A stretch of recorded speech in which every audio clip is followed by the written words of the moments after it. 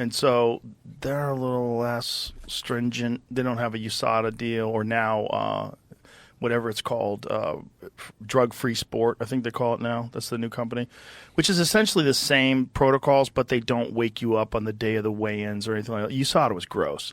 Like, they would take these guys that are dehydrated, starving themselves, day before the fight, wake them up at 6 o'clock in the morning. Did you see that article I sent you about the USADA corruption? Yes. So let's talk about that.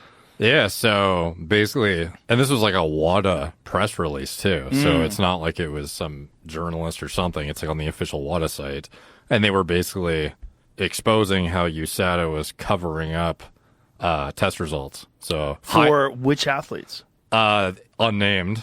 As Which far sports? As, they wouldn't say. They just said like Olympic level athletes and elite athletes and kept it very vague. Really? And essentially, they disclosed what they had tested positive for, and even that one of them was an Olympic caliber athlete, and their entire career, they got to go until retirement without getting exposed just because they helped USADA supposedly catch other people. Oh, they were narcs? So, like, yeah, so if you helped them catch people, then you could get away with using, like, full board testosterone, EP. No, really? Yeah. Oh my God! So they're like a drug dealer that works for the government. Yeah.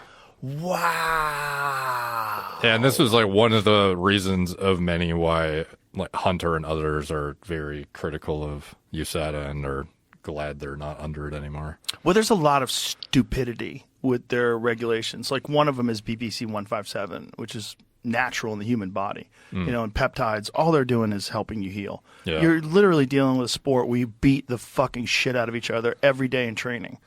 And you're not going to, like, assist these people in healing? Like, wouldn't that only benefit everybody? There's no, like, fear of, like, harm. There's no one's dying from BBC 157. Within the code, there's a provision whereby an athlete who provides substantial assistance can subsequently apply to have a proportion of their period of ineligibility suspended. Wow, look how they phrased that.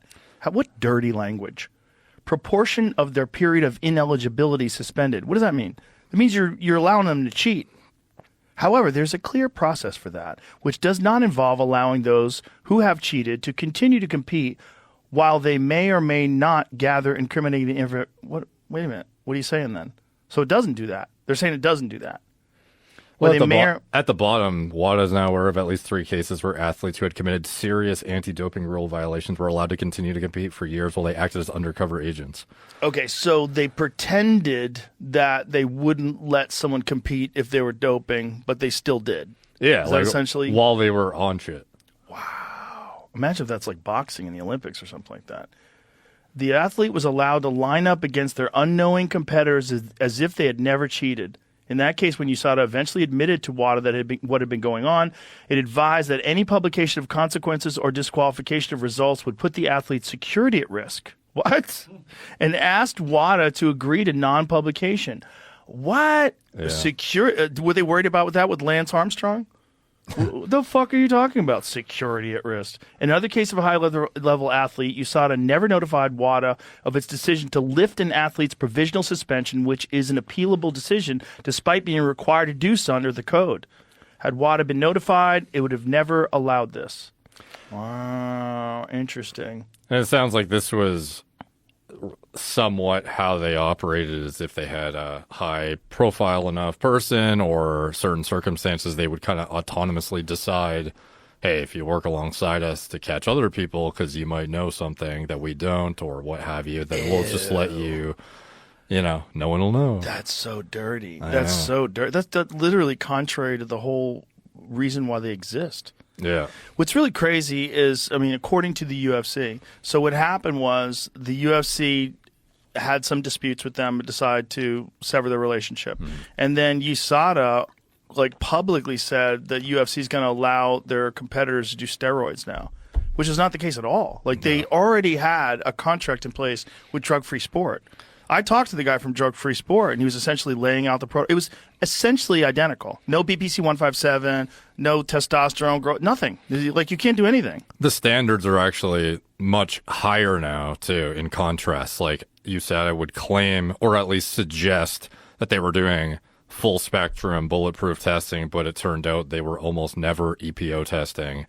The HGH testing was never really done, and then also the isoform, what was it? The isotope ratio mass spec was not really being done either. Was that a budget thing? Like it was too expensive to do those tests?